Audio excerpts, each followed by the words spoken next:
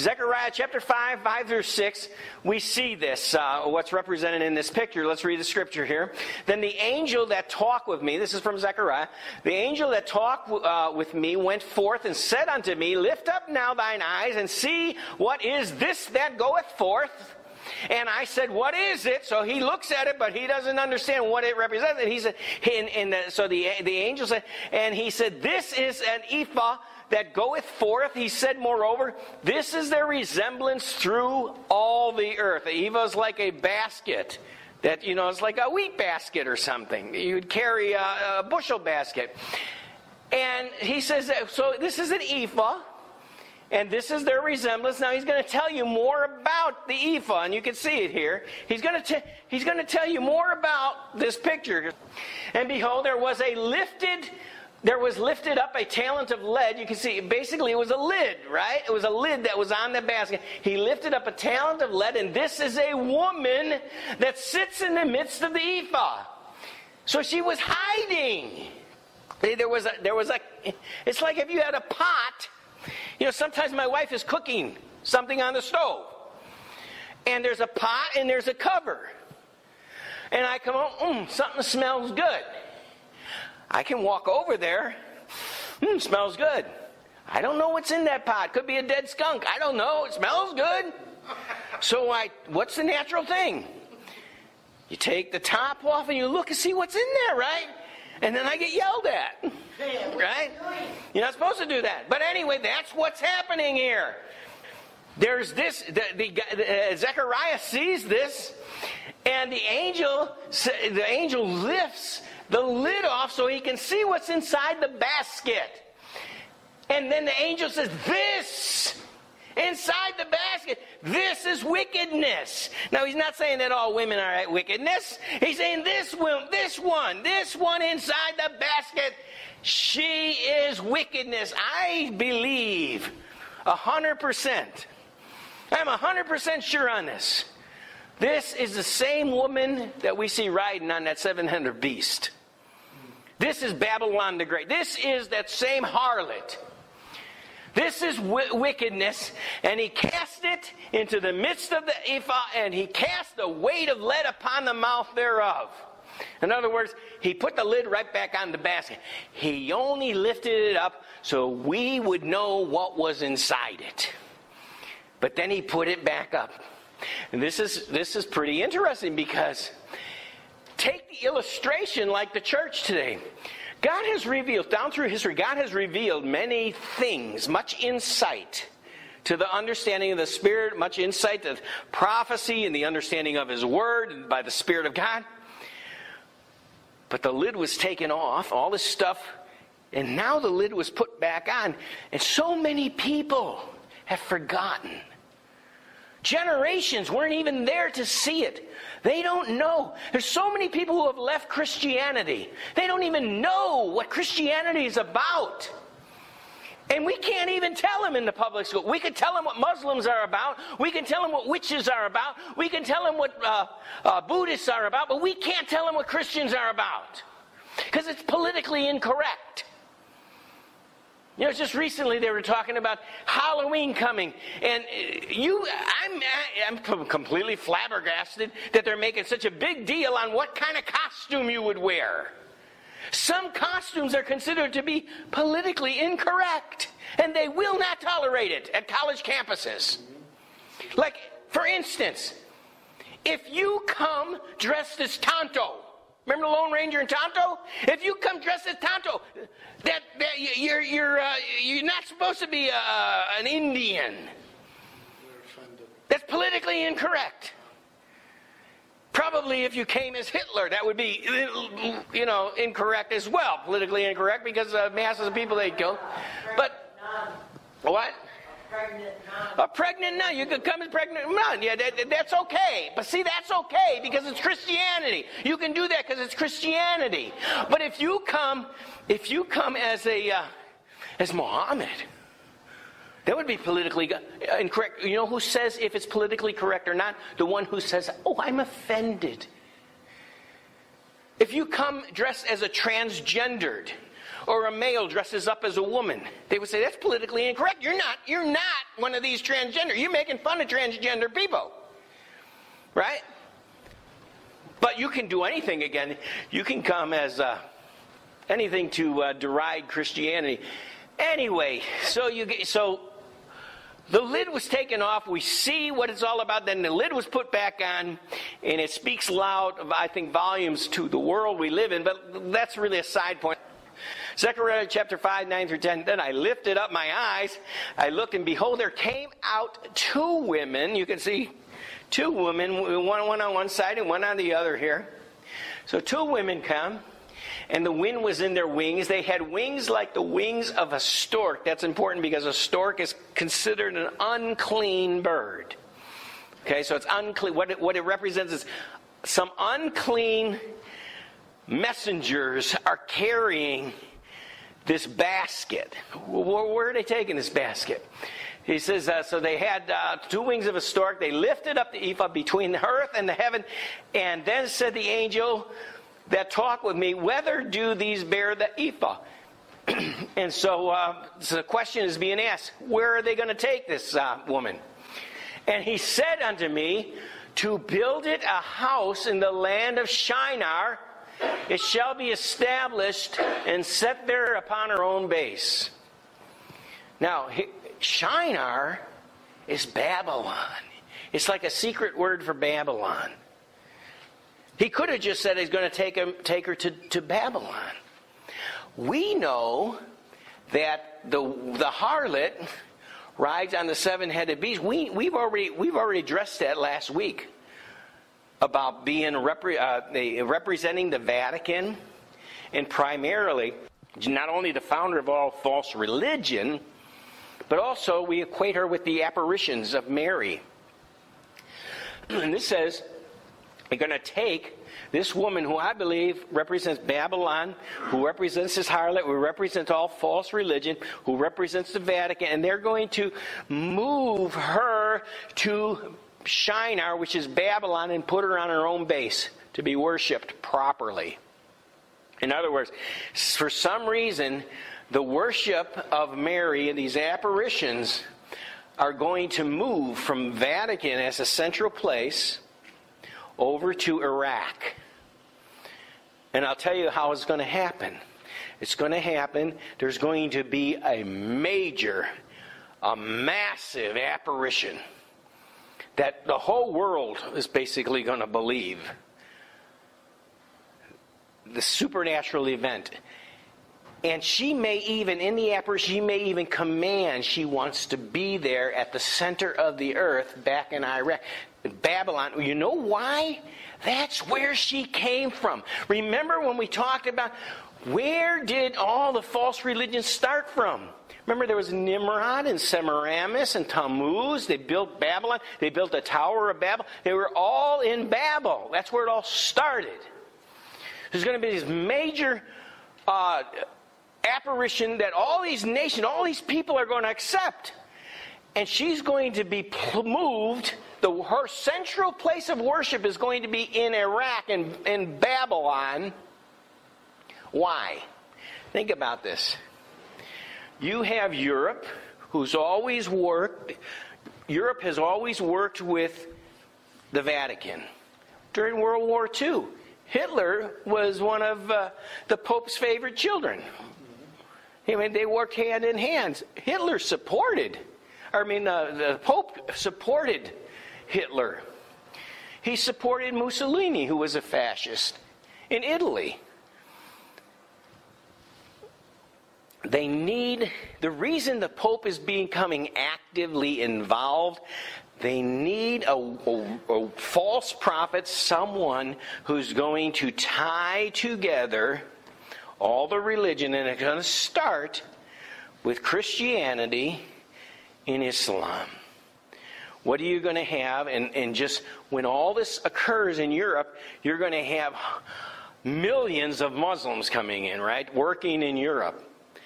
You need to heal the wound between Christianity and Islam, and the one who can do it is the Pope and his friendly apparition who's going to say, and they've already taught that Muslims are just as much saved as Christians.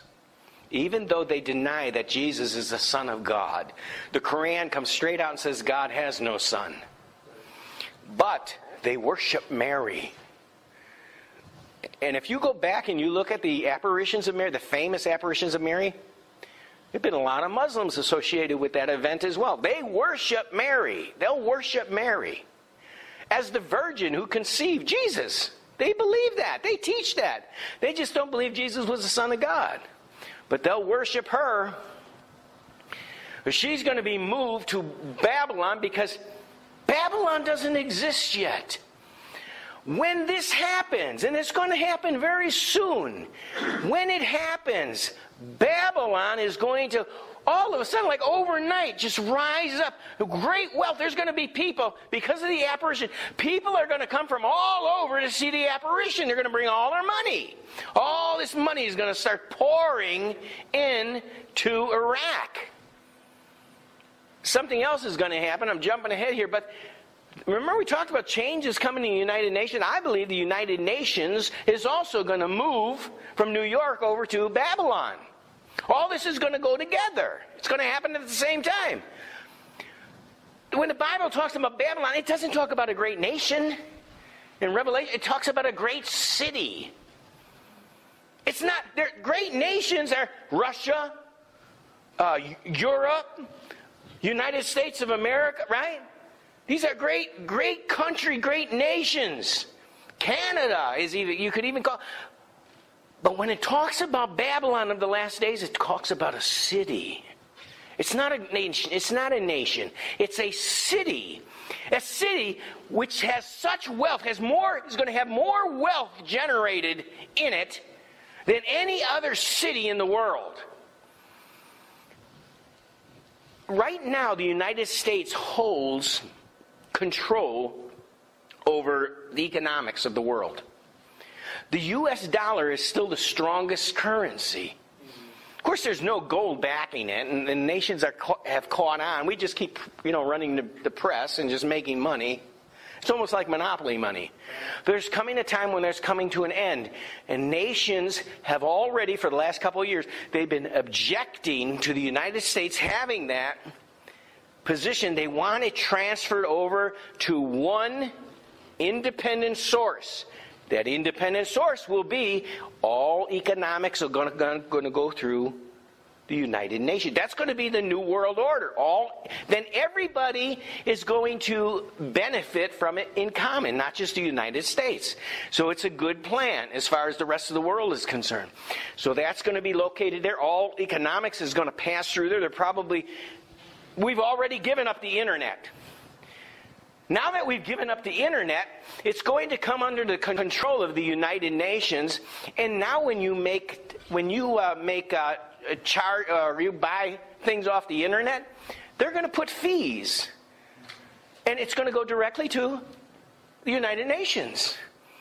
And all this money is going to flow into this Babylon. Saddam Hussein, he rebuilt Babylon, all the old stuff. All the stuff from Nebuchadnezzar's time. He wanted to rebuild Babylon. That's what's going to happen. The worship of this apparition is going to draw people. All this finance is going to come in. That's how it's almost going to become a city overnight, a great city overnight. How many have heard about this apparition from Warraq, Egypt? 2009, and then I think it actually started in 1968. It's been repeating itself, actually, in Egypt. At the first time that it came, there were like 200,000 people saw it at the same time. And ever since then, there's been reappearances in this area of what they believe is Mary. Now, she doesn't talk. She just sits there. And be's an apparition, a goddess of some sort. Now, whether she's going to finally appear when she does and she's going to claim to be Mary, but she's probably going to extend that. She's probably going to say, Jesus was my son, Muhammad was my son, Buddha was my son. She's going to extend it. I am Mary to those who worship me as Mary. I am, and she'll start naming up some goddesses. And there she will be. The resurgence, you can see all over the world, a resurgence of paganism throughout the world. Especially in Europe, but throughout the world. When that happens in Babylon, all these temples are going to be re-erected. Pagan worship is going to be re-erected. There's going to end up being one religion. And all money is going to come. All religious money is going to come. It's going to be taxed into that location. All economics will be taxed in that location. The city is just going to burst overnight. What am I telling you? If we see it in our days, the best investment you can make is to bet on the devil. Ooh, that sounds Antichrist there. Bet on the devil. But no, we know from the Word of God that this city of Babylon is just going to flourish overnight. I don't know how you bet on it or invest in it, because unfortunately I don't have the money to do so, but people who have witnessed these apparitions, they really believe in it, right? And this is all it's going to take for the world to unite together. And then anyone who doesn't follow after that is going to be, persecuted for not joining up with them. And when this happens, the Pope is going to move from the Vatican. The Pope's, when this apparition comes and the United Nations gets, the Pope isn't going to stay in Vatican City. He's going to move where the wealth is. He's going to move where his star apparition is. Because remember, he's getting promoted. Right now, he's the pastor of the greatest Christian religion, right? Or what people say, the largest Christian religion in the world. And some would say, well, he's actually the pastor of all Christians. It's just a lot of Christians don't accept him. But he's going to be elevated to pastor or religious leader of all religion throughout the world. All religion is going to have to answer to the Pope. He's going to resign his position. In fact, this current Pope's already talked about. He's not going to be a Pope forever. He's going to resign. He's going to retire. He's already said that. Why? Because he's going to take that next position. Anyway, what we have here's the map. Remember Pergamum, by the way, what was there? The seat of Satan, right? It's attached to Iraq. And here we got the apparition. This is where it's going to happen. Down here, underneath here, is the Persian Gulf. So that's where this whole great city is going to rise. I believe it's going to be a literal city of wealth, unbelievable wealth. You can't even imagine the wealth that's going to come through that city. The Hebrew word ephah means a particular measure for grain, being the standard measure for grain and similar articles, since it was classified with balances and weights in the injunctions regarding just dealing in trade. It is therefore, by definition, it is the measure of commerce. And the Babylon of Revelation 18, that's all you see.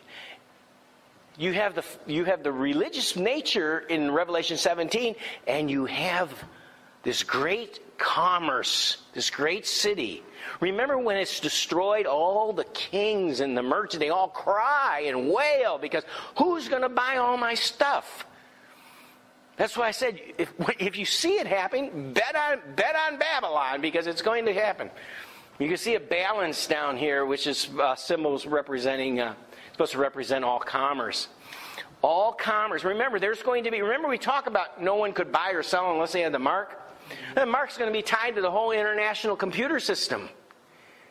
And whoever's in control of that is going to get a little bit, it's almost like even if it's a 5% tax. Just think, every transaction in the world, and you're paying 5% to the United Nations. Just think how wealthy that place is going to become overnight. Here's a prophecy that, how many ever heard of Mene Mene Tekel Upharsin? Mene Mene Tekel Upharsin. This is also from the book of Daniel, so it has to be significant, having to do with prophecy. Does anybody think that that's probably true? I mean, we've seen so many things that are important in the book of Daniel, right? So we're going to look at this. Daniel chapter 5, verses 1 through 6, because I think this will knock your socks off too. Belshazzar, the king, made a great feast to 1,000 of his lords, and drank wine before the 1,000. And this is at the end of the Babylonian reign, right before Cyrus comes in from Persia and takes over Babylon. And Belshazzar is the king. Nebuchadnezzar's long gone. Daniel's still there, though. Belshazzar, while he tastes the wine, commanded to bring the golden and silver vessels which his father Nebuchadnezzar had taken out of the temple, which was in Jerusalem, that the king and the princes and his wives and their concubines might drink therein. In other words, all of the temple utensils that were taken when Nebuchadnezzar tore down the temple, he carried off all the treasures. They're going to use those to celebrate their orgy, during their orgy, and during this dinner and their false gods and whatever they're praising. Then they brought the golden vessels that were taken out of the temple of the house of God, which were at Jerusalem. The king and his princes, his wives and his concubines drank in them. They drank wine and praised the gods of gold and silver, of brass and iron and wood and stone. Wow, that kind of sounds like commerce, doesn't it? In the same hour came forth fingers of a man's hand. Now this is what's cool.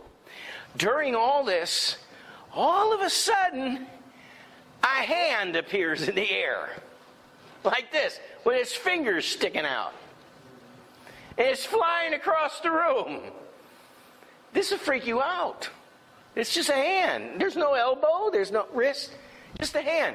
The same hour came forth fingers of a man's hand, and he wrote against the candlestick upon the plaster of the wall of the king's palace. And the king saw the part of the hand that wrote. Then the king's countenance was changed. I guess so. And his thoughts troubled him, so that the joints of his loins were loosed. We won't go into that.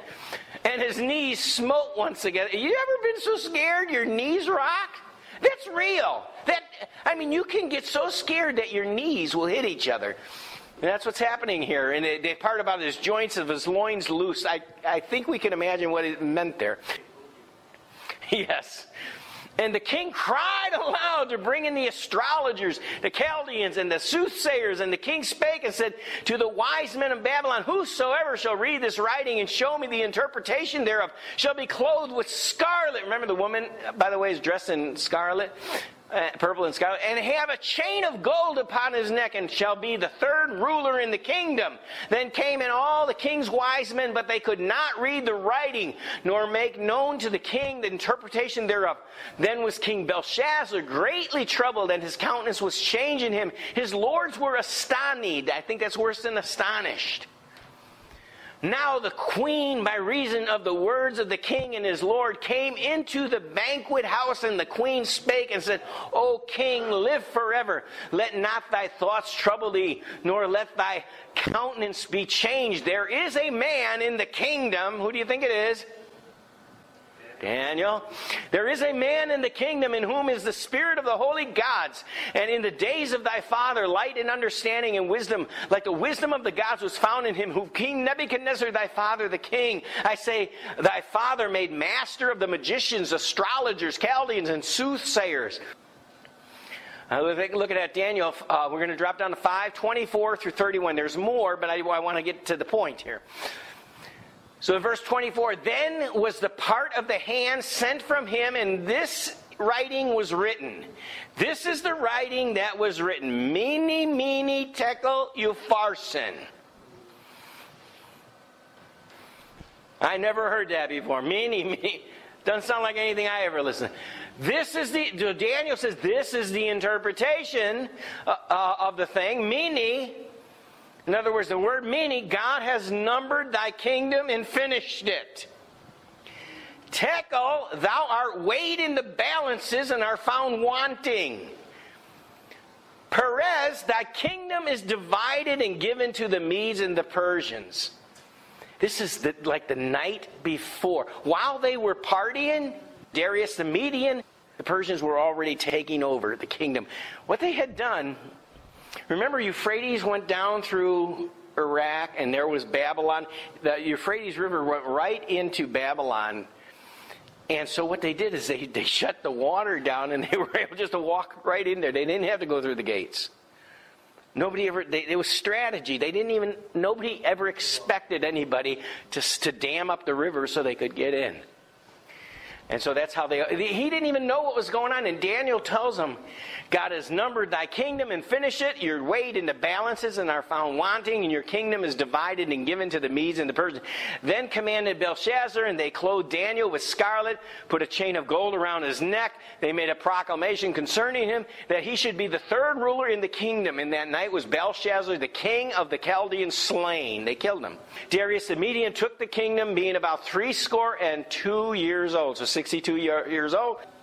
But it had a secret message in it. And this is for us today. See, that was the immediate fulfillment, but it had a secret message. Now look at this. Mene was a coin which represented 50 shekels.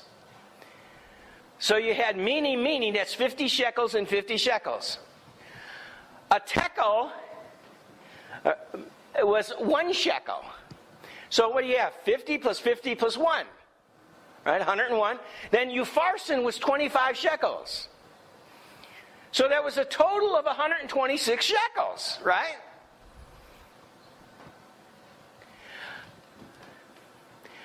And the scripture here in Ezekiel says a shekel shall be 20 gerahs. A gerah is also a coin, and it will be used in the millennial kingdom, according to Ezekiel. And he said 20 gerahs will equal 1 shekel. So you got 126 shekels times 20 for the number of gerahs. It comes out to 2,520 gerahs, right? Now, remember we talked about the 7 times? Anybody remember that 7 times? This is another scripture about the 7 times. See, it's 2,520. It's a sign. Mene, Mene Tekel Upharsin. Now, let's see. We have a whole video, by the way, on just the 7 times.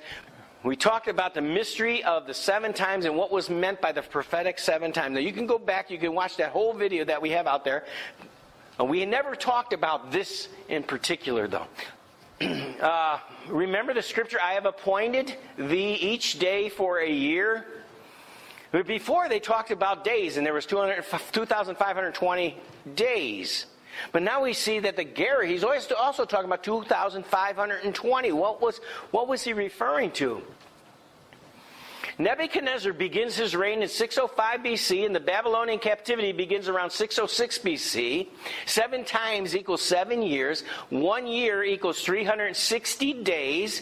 7 times 360 equals 2,520. That's what we had in Mene Mene Tekel Upharsin. 2,520. 2,520 years are decreed. Cyrus the Persian takes the throne. In 538, Babylon is conquered. The Babylonian kingdom would be postponed to allow for 7 more times to pass over. Because what happened at the fall of Babylon, remember there was something that happened earlier with Nebuchadnezzar where he went crazy for 7 days. And then when he came back, this city, then his kingdom recovered. And that was also a prophecy. Well, here we say that when this happened, when the fall came to Babylon, the kingdom now of Babylon would be postponed to allow for this 7 more times, or 2,520 years to pass. So when we do the math, what happens? Cyrus the Persian was in 539 BC. The Babylonian kingdom was postponed for 2,520 years. You take the 2,520 minus the 539 and minus the year, because you add AD and BC. You come up with 1980 AD. That's pretty close to where we live, right? Did anything happen of significance at that time? In 1979 AD, Saddam Hussein officially became the president of Iraq. And we ask the question, is Babylon being resurrected? Because all the stuff we talk about, Babylon's going to become central focus in the world. And he was rebuilding. In fact, he said over and over, I am Nebuchadnezzar reincarnated. He was his great-great-grandson. He actually is. And he was related.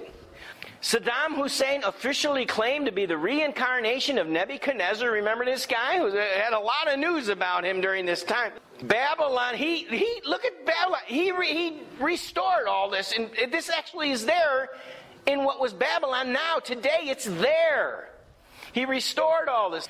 You see the walls with the lions on the walls. Saddam Hussein believed he was destined to rebuild the city of Babylon. Did he do it? He sure did give it a good start. There was also a judgment upon Israel regarding this 7 times more judgment. First, the judgment began with Nebuchadnezzar's Babylonian captivity in 606 BC. Nebuchadnezzar became the king, the head of gold. You have one biblical year, which is 360 days. You got one prophetic day equals 1 year. One time equals 1 year, which is 360 years, a day for a year, right? So you got 360 years. You multiply the 7 times, you get, once again, 2,520 biblical years. If you take the 2,520 years and you subtract the 606 BC, you come up with the year 1914. Was that significant? Ooh, World War I, 1914. The war, from God's perspective, was to free Israel from who? Turkey. In 1917, the end of World War I, it started in 1914, the land of Israel no longer was under the dominion of the beast kingdom, which was the Ottoman Empire, the Caliph, if you will, or the Caliphate, which was Turkey, which was over that. The head of the Caliphate, or the Ottoman Empire, was Turkey. And of course, you had World War I. It began 28th of July, 1914. It lasted until November 11th, 1918. To me, that is so significant because this shook the whole world. This shook the United States. This just shook us up. And do you know how much prophecy has gone out since this time? When this happened, when World War I happened, people began to pay attention and talk about the end times. Many people came to the Lord because of it. And Israel was freed because of it. We talked about this also. Remember, it all revolved. Remember, it's Rome. Rome. It continues to exist. It rose up. It was there in the days of Jesus. It became the Holy Roman Empire. It started there. You can see the First Reich. But then we talked about, then there was the Second Reich. Remember we talked about it? And then there was the Third Reich, which is Hitler. And there's going to be one more Reich to come, according to the Bible. We have the dragon there, because we don't know who it's going to be. But it's going to be the final European empire. Kind of like, if you want a title, it'd be like, The Empire Strikes Back. Then you have this very interesting prophecy in Psalm 83 where it talks about 10 horns or 10 kingdoms. Psalm 83 mentions 10 kingdoms. You can see it in the Psalm. Edom, the Ishmaelites, the Moab, the Hagarites, the Gebal, Ammon, Amalek, Philistia, Tyre, and Ashur. And here's the modern day territories. Edom was Jordan, southeast Israel. Ishmaelites were consisted of the Arabs, Tunisia, Egypt, Libya, Saudi Arabia, Yemen, Kuwait, and Sudan. Moab was Jordan. The Hagarites was Jordan. Gebal was Jordan. Ammon was Jordan. Amalek was Jordan, Iraq, and Kuwait. Philistia was Gaza. Tyre was Lebanon, and Ashur was Syria, Iraq, southeast Turkey. You see a beast with 10 horns. What does all that mean? If you plot them out, here's the 10 horns from Psalm 83. Remember, the beast has 10 horns, right? Well, here's the 10 horns. What's right above it? Europe, right? Europe is the beast, and you can see the 10 horns underneath. One of the horns there, you see Turkey. Then you have the war of Gog and Magog. You have the countries that are represented there by name. You got Magog, which is Turkey. Meshech is Turkey. Tubal is Turkey. Persia is Iran. Cush is Sudan. Put is Libya. Gomer is Turkey. And Togarmah is Turkey and Armenia. And we showed a similar map to this here. You can see the nations that make up these nations that come against Israel in Ezekiel 38, 39. Here they are again. And you definitely saw this map before. It's just prettier. And so now, if you put it all together, Here is the beast, the latter day empire, represented by that fourth beast. You have what used to be Rome, right? And now you've got all what God calls the 10 horns. He names the 10 horns in Psalm 83.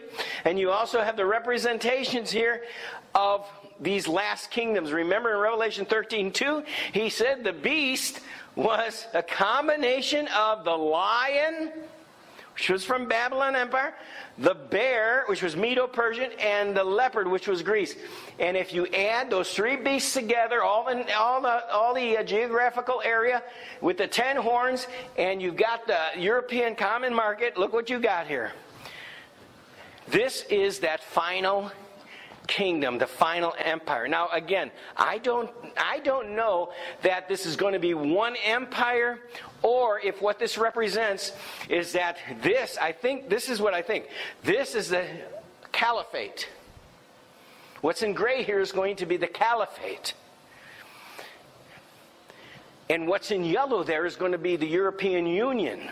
And they're going to be trading partners. They're going to be in and out, working together. They are going to become the largest and the greatest empire ever to have existed and known to man. And what do you have right down here? Right in the middle of it all, you have Iraq, which is going to be renamed Babylon. Here's where the city of Babylon would be. You're going to have the apparition, which is showing up here. You're going to have the Pope, the Vatican, move over here. The Pope's going to change his title. He will come out and say that Jesus was not the Son of God. He has to do it to appease all those Muslims. Remember, he's not now the president of the Catholic Church. He's now the president of all, or the prophet of all religions. And it just won't do to have the main prophet over all the religions. It just won't do for the rest of the religions for him to say Jesus was the Son of God.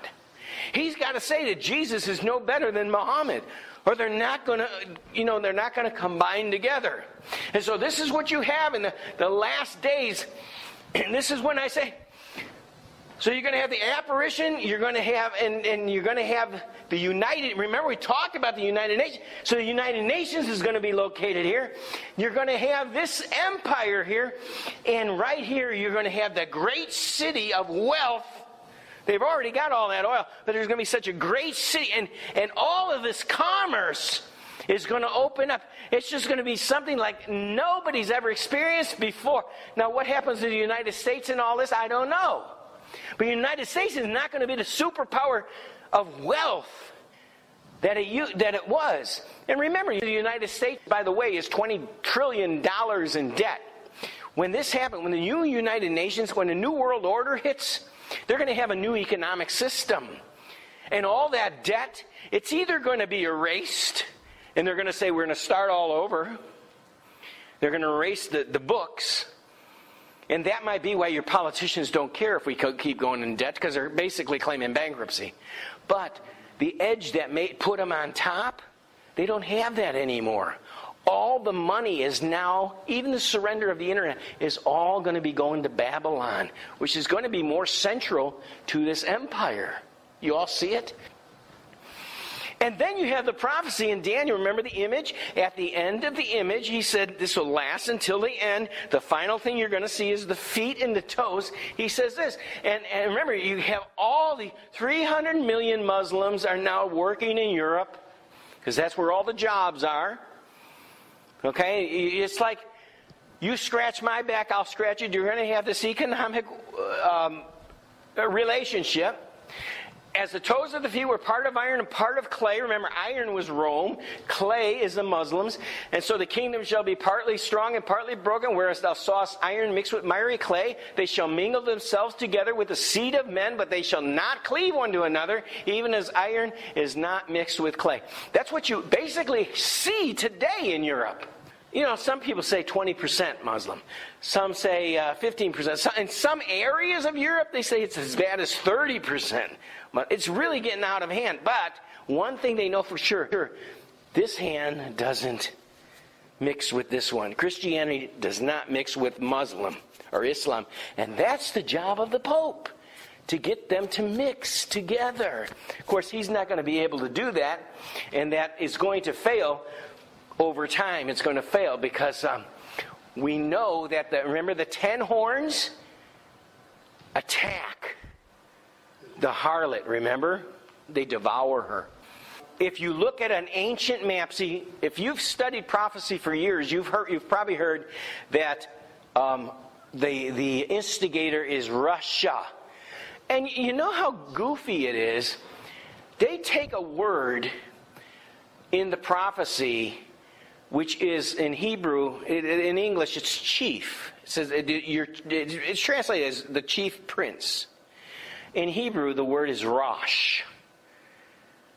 It has nothing to do with Russia. Russia doesn't come from that word, Rosh. It sounds like it in English. And they say, see, Rosh is the chief. So therefore it's Russia. But that's not true. If you look at ancient maps, you'll see that everyone listed Togarmah, Gomer, Meshech, Tubal, Magog. If you look in Noah's Ark, remember Noah's Ark is where? In Turkey, right? I believe God's there to show you where all these nations came. If you go back and look, all these nations were named at the time of Noah. They're all about Turkey, and ancient maps will show that. Remember I talked about what's called Turkestan. Turkestan is not a place, but it's a reference.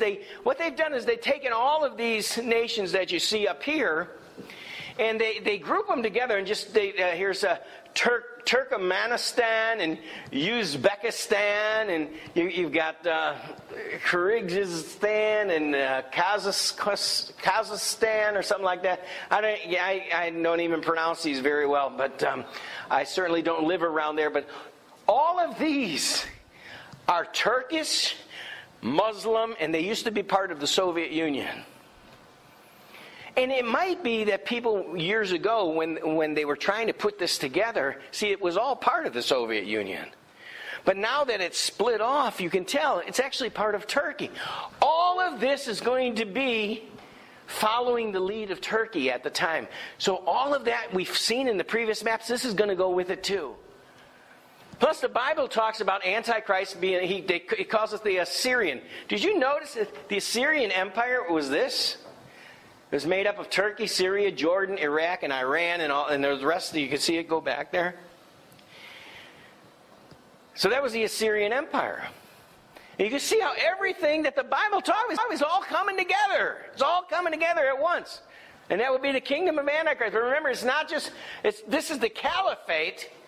And it also, the caliphate's not only this, but it also comes down here, right?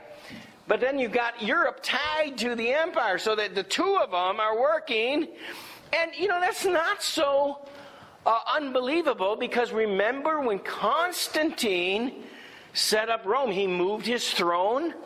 He left Rome. He went to Constantinople, which was Turkey. He set up the east and the west part of the empire. It was one empire. It worked like one empire. Eventually became two. But that may be the vision. Whoever comes up with this plan, that may be their vision, based upon what Constantine did. But just like the Roman Empire, there was the east and the west. There's going to be the east and the west of these empires.